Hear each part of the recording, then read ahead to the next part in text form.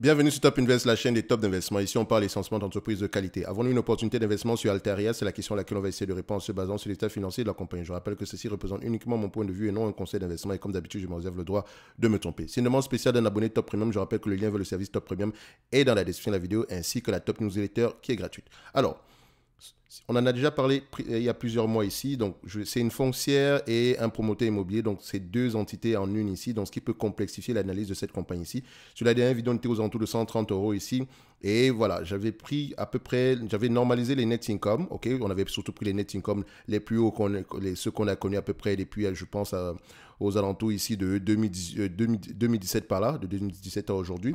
C'est cela qu'on avait pris pour faire l'évaluation de cette compagnie ici. Alors, vu que c'est une foncière et un promoteur immobilier, il faut faire attention. OK? Il faut faire attention. J'aurais dû normaliser les free cash flow. OK? Les free cash flow. De toutes les façons, en période, cette compagnie-ci se négocie jamais 15 fois les bénéfices par là. OK? Et quand on a normalisé, je pense qu'on avait pris un truc comme 250 millions, 15 fois les bénéfices moins la dette nette, ou bien 250 millions ici, multiplié par 10 fois les bénéfices ici, divisé par le nombre d'actions. On avait pris deux alternatives ici. OK? Aujourd'hui, je vais juste parler des free cash flow. De toutes les façons, je vous ai toujours dit une chose.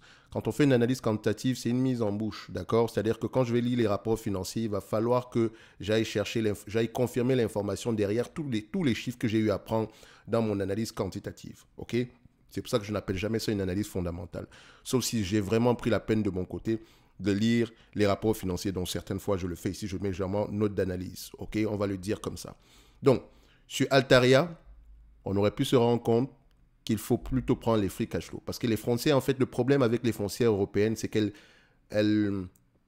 réévaluent les biens immobiliers chaque trimestre. Donc, c'est-à-dire que, et la valeur, si la valeur a augmenté, ça impactera positivement les bénéfices nets. Or, c'est pas trop, en fait, ça ne fait pas partie de l'activité même. Quand je dis que ça fait pas partie de l'activité même, si un bien immobilier a pris de la valeur entre temps, c'est pas comme si l'entreprise en fait a fait plus d'argent. Vous voyez ce que je veux dire? Donc ça dépend de la situation actuelle du marché immobilier. Ok, ça peut monter, ça peut aller à la hausse comme à la baisse. Or, ici, l'activité principale de la compagnie, c'est quoi? C'est la promotion immobilière, c'est également la location de biens immobiliers. Ok, il faut uniquement prendre les revenus, les bénéfices nets issus des activités de promotion et les AFFO issus ici des activités des activités de location de biens immobiliers de la compagnie. OK? C'est pour ça que je préfère prendre les free cash flow. J'aurais préféré les AFFO, mais je vais me limiter au free cash flow ici. Donc, au lieu de prendre 200 millions, 250 millions, j'aurais dû prendre 200 millions. OK? Ça fait une grosse différence. Mais ne vous inquiétez pas. En réalité, nous, on prend toujours en considération la dette. Quand le marché va le prendre ici, parfois il ne va pas prendre en considération cette dette-là. Mais nous, on n'est pas le marché, on ne veut pas, on veut toujours anticiper les choses parce que tôt ou tard, il finira par prendre en considération la dette dans sa valorisation. Donc, c'est-à-dire que si on se base sur les 200 millions, enfin, 200 millions, c'est normaliser les résultats ici. On se dit ceci. Le raisonnement sous-jacent dans la normalisation, c'est ceci. Si on revient à une activité qu'on a connue par le passé ici, au niveau de la promotion immobilière, l'activité moyenne sur les 20 dernières années, d'accord? Et ainsi qu'au niveau de la location, ça ne prend pas en considération la croissance du business, ça ne prend pas en considération la croissance du business, on va le dire comme ça, ou bien le fait qu'on ait gagné de gros contrats sur les derniers mois ici. On normalise vraiment tout, ok? Donc, c'est un raccourci. C'est un raccourci, ok? Donc, quand je le prends ici, c'est 200 millions. Si je prends 200 millions, à 15 fois les bénéfices, ça fait 3 milliards. C'est un business ici qui est à peu près aux alentours de 20 milliards 500 en termes de bénéfices nets, en termes de dette nette ici. Et encore, il faut aller vérifier. Ça donne à peu près ici 146 $ l'action. Si on ne prend pas en considération la dette, mais il faut toujours prendre en considération la dette. Or, nous avons une dette nette ici aux alentours d'1 milliard. Si je prends le milliard de 2 milliards plutôt, si j'enlève le 2 milliards en question de notre équation ici, on aura à peu près combien en termes de nombre d'actions, on aura 20,5.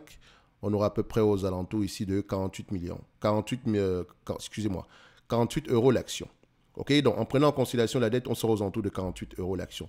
Mais n'oubliez pas, 48 € l'action, est-ce que ça représente plus de 10 fois les bénéfices ou bien moins de 10 fois les bénéfices? Il faut souvent se dire ça parce que quand une entreprise est très endettée, ça ne me dérange pas de... Enfin, quand je dis très endettée, Si elle prend également les devants pour le remboursement de la dette, si la politique d'allocation du capital a du sens, ça ne me dérange pas de payer du 10 fois les bénéfices. OK? Et si c'est le cas, ça veut dire ici que le 200 millions qu'on prévoit rapporter, qu'on a eu à avoir en moyenne sur ces dernières années ici, si on sous-entend qu'on pourrait l'avoir dans un environnement normal pour les années à venir, je ne dis pas l'année prochaine, ça pourrait être que plus, ça pourrait être que moins, mais il faut absolument qu'on se situe à ces niveaux-là, surtout quand on revient à la normalité. D'accord? Quand on parle ici de promotion immobilière, vous vous attendez à ce que ça ralentisse.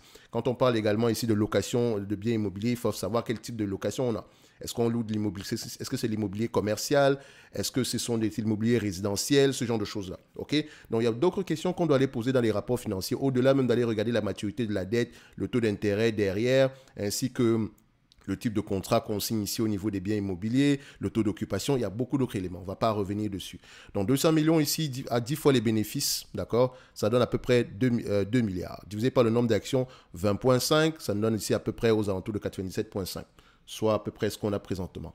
Et ce qui est également bien, vu que c'est une rate, d'accord, européenne, et qu'elle a tendance à revaloriser ses actifs ici, par rapport à revaloriser les biens immobiliers ici. Ça veut dire que chaque trimestre, on a à peu près une information par rapport à la valeur du bien immobilier, des actifs immobiliers de la compagnie. Donc, si on les prend en considération ici et qu'on se dit que, OK, le marché a tendance à donner que le prix actuel est juste bon, parce que moi, je vais toujours aller vérifier. Je vais regarder le cap rate en question, combien est-ce qu'on rapporte, et essayer de regarder si par rapport aux concurrents ici, si son cap rate est plus élevé et moins élevé, pourquoi? S'il est plus élevé également, pourquoi? Et comme je dis, le cap rate ici peut avoir un impact positif comme négatif. S'il est plus élevé, en fait, votre bien immobilier la valeur aura tendance à diminuer. D'accord? S'il est moins élevé, la valeur aura tendance à augmenter. Parce que s'il est moins élevé, ça veut dire qu'il est plus attractif. D'accord? Il faut toujours le prendre au niveau de la moyenne. Ici, quand je prends à peu près la valeur des biens immobiliers ici par rapport au nombre d'actions, au dernier trimestre, d'accord, on se situe à peu près à 88 € l'action. OK? Et vous voyez que par rapport au trimestre, quand on faisait la vidéo ici, je pense qu'on était aux alentours de 94 € l'action par là. Si je prends cette information ici sur les 12 derniers mois, je pense qu'on était à 94 €. Bref, je pense bien. De toute façon, vous pourrez aller voir la dernière vidéo ici.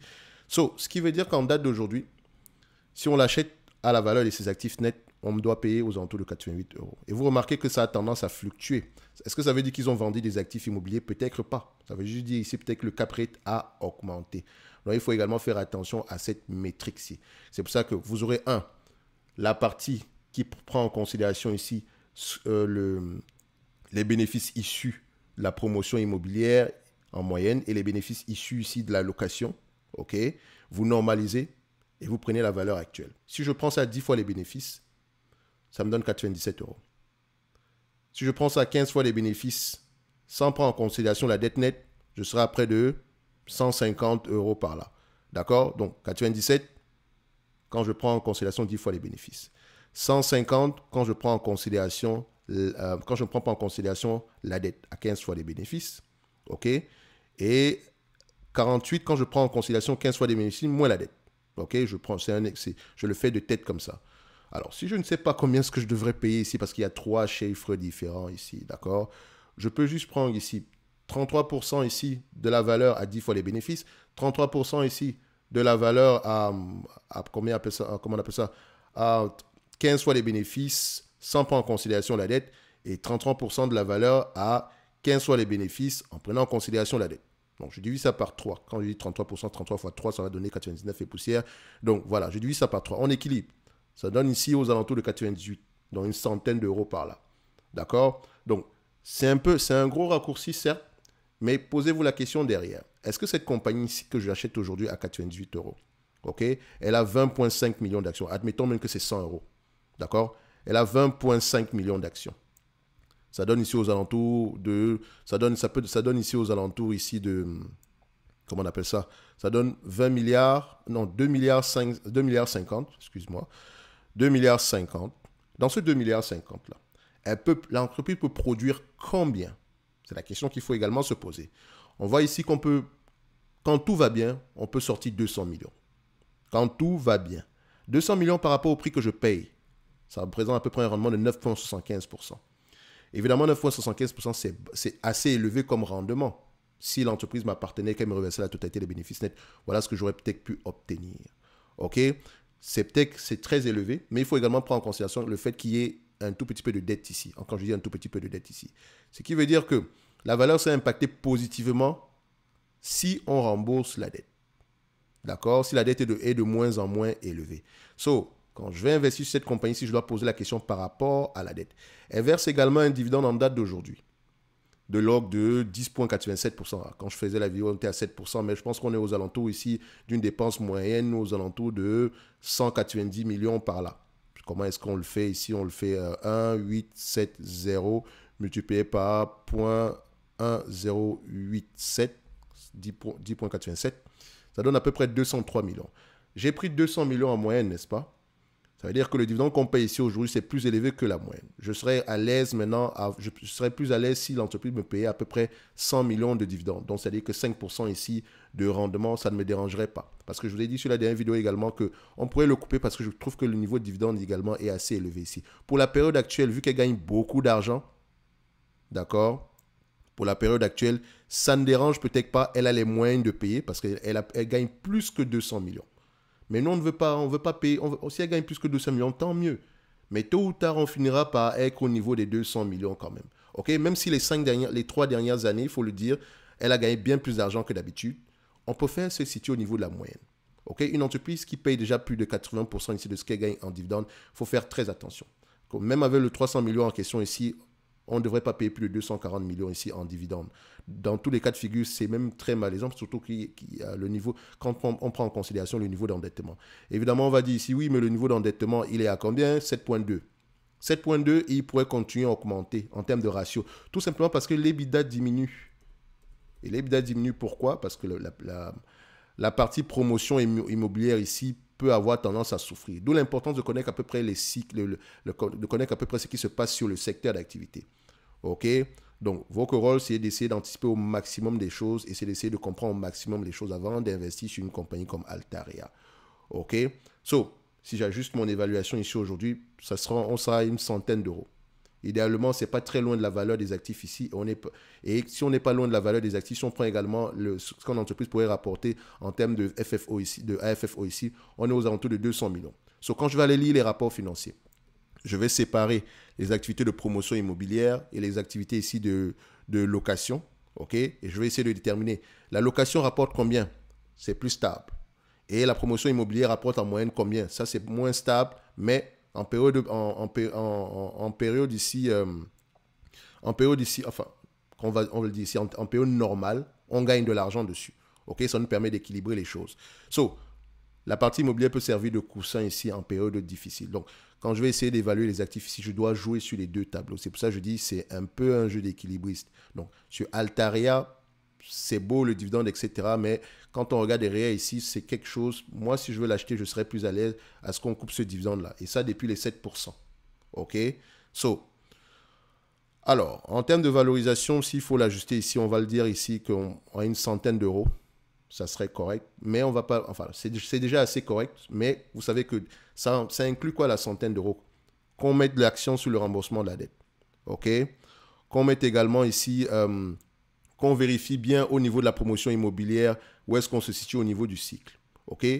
Qu'on vérifie également au niveau des activités ici de location immobilière, qui sont nos clients, quel est le taux d'occupation, quel est également, enfin, le taux de renouvellement, ce genre de choses-là. OK? Au niveau de la dette, n'oubliez pas également, il faut vérifier la maturité de la dette. D'accord? Si on a une dette, par exemple, de 1% et que la maturité est peut-être en moyenne sur 5 ans, voilà, on est bien à l'aise de payer le 5% en date le 1% de taux d'intérêt en date d'aujourd'hui. Ça ne sert à rien de se presser pour refinancer la dette. Vous voyez ce que je veux dire? Donc, tout va dépendre également des taux d'intérêt qu'on a sur cette dette-là. OK? Mais en date d'aujourd'hui, je serai à l'aise avec quoi? À une centaine d'euros, c'est correct. Ça ne veut pas dire que l'entreprise est correctement évaluée. À ce prix-là, vous voyez que le rendement est aux alentours de 9%. 9 à 10% par là. Et ça inclut quoi? Ça inclut ici qu'on revienne dans une situation, enfin, on revient à peu près à la normalité. Et la normalité inclut quoi? Ça inclut qu'on ait à peu près une idée générale de comment est-ce que ça se passe au niveau du secteur promotion immobilière. Et comme je l'avais dit sur la première vidéo, je serais plus à l'aise à ce que cette entité se sépare en deux. OK? Ça serait plus facile à analyser. Mais également, ça peut nous permettre ça peut également cacher de bonnes choses. Donc, Altaria au prix actuel. Si vous l'avez acheté aux alentours de 130, 140 dollars, ça ne veut pas dire que j'ai surpayé. Non. Vous savez, il faut que le prix est correct, mais ça inclut une période normale des activités. Une période normale des activités. Et comme je l'ai dit, j'avais pris 250 millions la dernière fois. Ce n'est pas qu'on ne peut pas arriver à 250 millions. La preuve, on est au-dessus de 250 millions. Donc, quand je vais lire les rapports financiers, je dois savoir qu'est-ce qui s'est passé sur les 3 dernières années. Pourquoi est-ce que ces bénéfices nets-là sont plus élevés? Est-ce qu'on a fait une acquisition qui pourra avoir impacté le business à ce niveau-là? Peut-être. Je dis bien peut-être. J'en sais rien du tout. Donc, quantitativement, je suis là pour essayer de poser des bonnes questions quand je lis les rapports financiers. OK? Donc, au prix actuel, je suis mal à l'aise avec le dividende. Comme je l'ai dit, ce n'est pas qu'ils ne peuvent pas le payer, mais je ne veux pas qu'on paye ce niveau de dividende-là, surtout en période difficile. Il ne faut pas qu'on nous fasse une Nexity ici. Donc, il y a beaucoup de questions à poser derrière. D'accord? Altaria, 100 d'euros, c'est assez correct ici. C'est assez correct pour essayer d'à peu près se protéger pour le futur, mais également, on a des questions supplémentaires à poser ici afin d'avoir le maximum de sécurité sur notre investissement. Je ne sais pas si ça ne veut pas dire que le prix ne va pas continuer à baisser ici, mais il faut déjà se situer à des niveaux où on sait au moins que, là, j'ai le coussin de sécurité de l'activité, disons, immobilière. Oui, l'activité promotion pourrait souffrir un tout petit peu, mais quand on regarde un tout petit peu sur la moyenne, ici, on se rend compte que c'est un business qui a tendance à rester aux alentours des 200 millions. Et quand on regarde à peu près sur les 200 millions, il faut vérifier dans le passé ici, si l'activité même de promotion immobilière ou bien l'activité de location, qu'est-ce qui impacte plus le business du point de vue free cash flow. D'accord? Bon, je sais que c'est beaucoup de chiffres, etc. Mais voilà, comme je l'ai souvent dit ici, en pratiquant, vous allez avoir l'habitude. Ne vous inquiétez pas. D'accord? On se donne rendez-vous sur la prochaine vidéo. Un like, un abonnement, un commentaire. Ça fait toujours plaisir. Et comme je l'ai toujours dit, le dividende, c'est bien, mais il faut questionner la politique d'allocation du capital ici. Et comme je le précise encore aujourd'hui, je ne suis pas à l'aise avec ce dividende sur Altaria. OK? Donc, pour moi, dans ma tête, je me dirais à 5%, c'est assez correct. Donc, 100 de millions, ils peuvent le faire. Peut-être que ça ne me dérangerait pas également qu'on le coupe totalement. D'accord? Bref. Rendez-vous sur la prochaine vidéo et d'ici là, portez-vous bien. Merci.